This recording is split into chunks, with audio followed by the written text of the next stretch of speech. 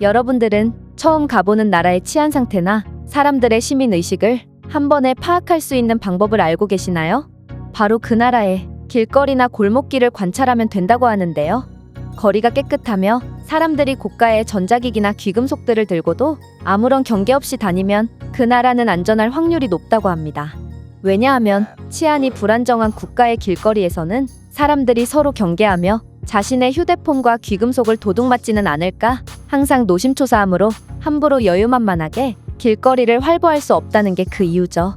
그렇다면 이 분야에서 한국과 일본은 어떨까요? 과연 외국인들이 보기에 두 나라 중 어떤 나라가 더욱 선진적인 모습을 보여주고 있을지 글로벌 커뮤니티에 올라온 글을 통해 살펴보도록 하겠습니다. 나는 프랑스인으로 내 나라의 실증을 느끼게 되었어.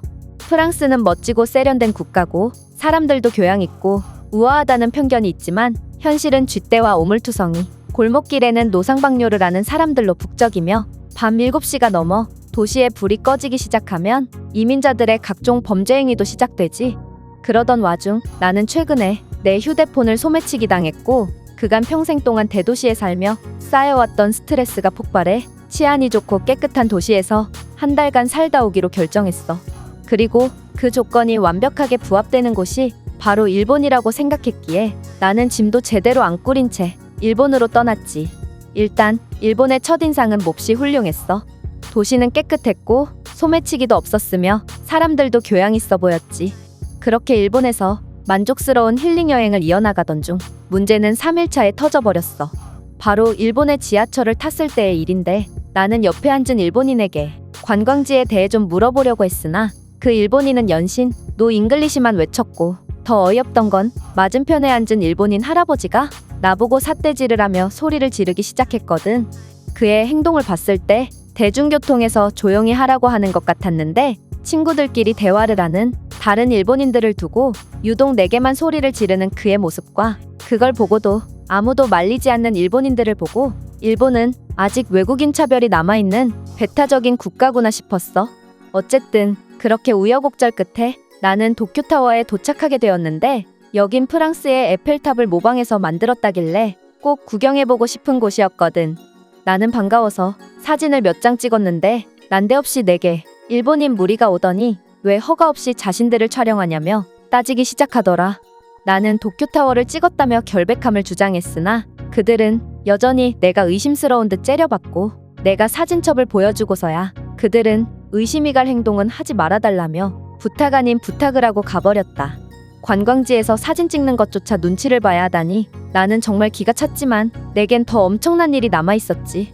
바로 근처 일본인들에게 도쿄타워를 배경으로 사진 좀 찍어달라고 부탁했었는데 충격적이게도 꽤 많은 일본인들이 책임을 지기 싫다는 어처구니 없는 이유로 예의 바른 미소를 지으며 거절하더라고. 나는 이렇게 개인주의적이고 배타적인 일본인들의 태도에 실망했고 일본에 대한 기대감이 사라지니 일본 밤길의 현실이 눈에 들어오게 되었어.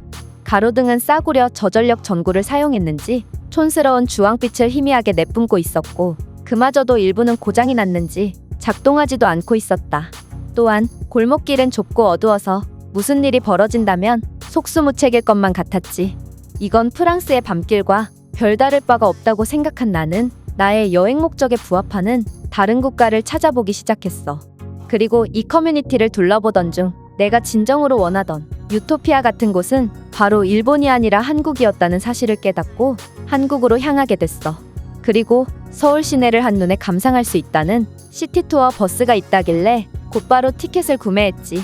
하지만 내가 구매한 코스는 야간 코스로 밤 8시에 타는 버스라는 것을 뒤늦게 알고 나는 정말 깜짝 놀랐는데 오후 8시에 버스를 타서 도시를 구경한다면 투어가 끝나는 시간까지 고려했을 때 정말 터무니없는 시간에 숙소로 향해야 하기 때문이야.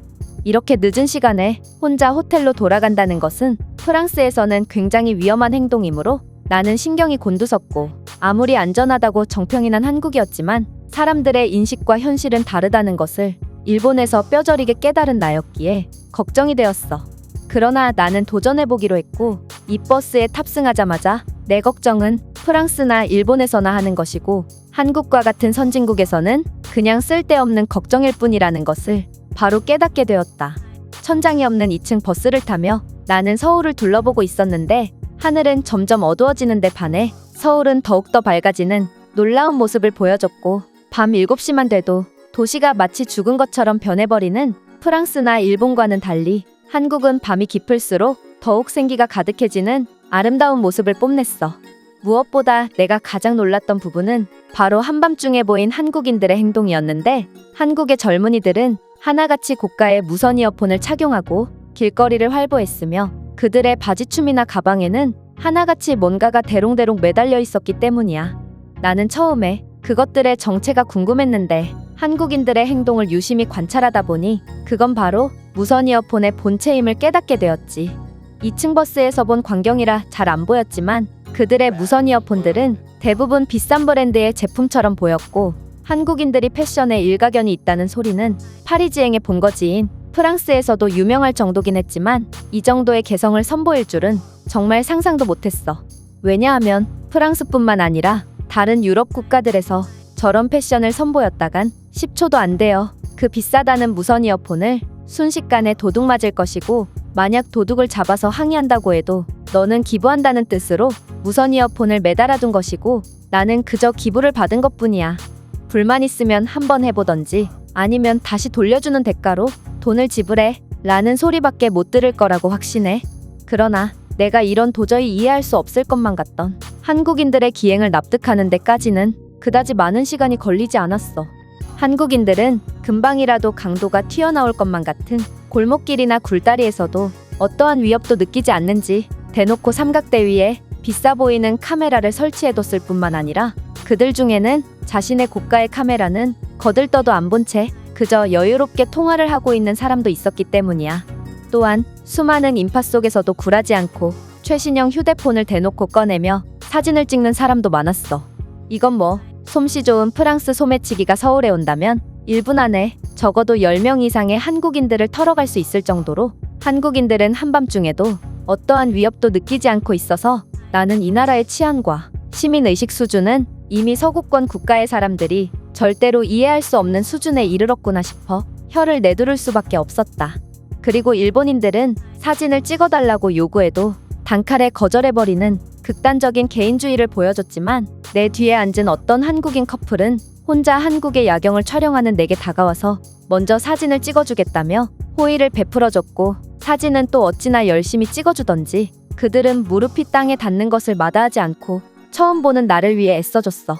이런 한국인들의 아름다운 모습을 보니 이 투어가 오후 10시에 끝나든 새벽에 끝나든 한국은 절대로 위험하지 않겠다는 확신을 갖게 되었다. 실제로 투어가 끝나고 나는 굉장히 늦은 시간에 이동했음에도 호텔로 가는 길은 항상 밝았고 으슥해 보이는 골목길에는 하나같이 경찰을 바로 부를 수 있는 버튼과 특수 가로등이 설치되어 있어서 안심이 됐어. 내가 직접 경험한 한국인들은 돈 주고 범죄를 저질러 달라고 요구해도 절대로 그에 응하지 않을 아름다운 사람들이지만 이렇게 치안에 관해 사소한 것부터 완벽하게 준비해뒀으니 한국인들이 밤에도 그렇게나 안심하고 돌아다녔던 게 아닌가 싶기도 해.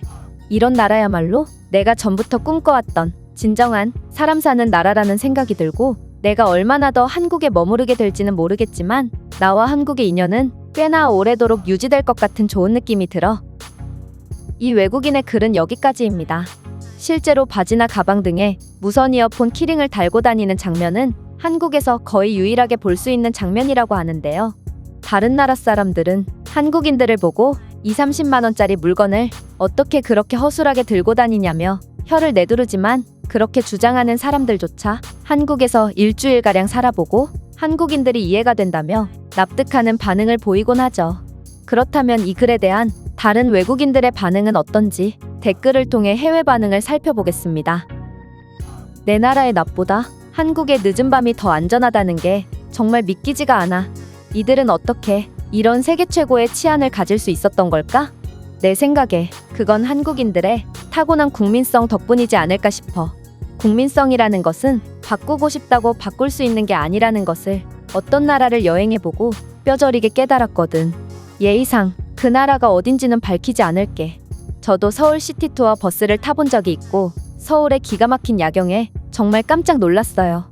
감히 사진으로 담을 수 없는 엄청난 장관의 이런 곳에서 사는 한국인들이 너무도 부러워졌죠. 맞아. 유럽도 저런 시티투어 버스를 운영하지만 너무 뻔한 풍경들로만 가득해. 한국과는 달리 소매치기가 어떤 식으로 남의 물건을 훔치는지 제3자의 시점으로 관찰할 수 있는 점이 특색이라면 특색이겠다.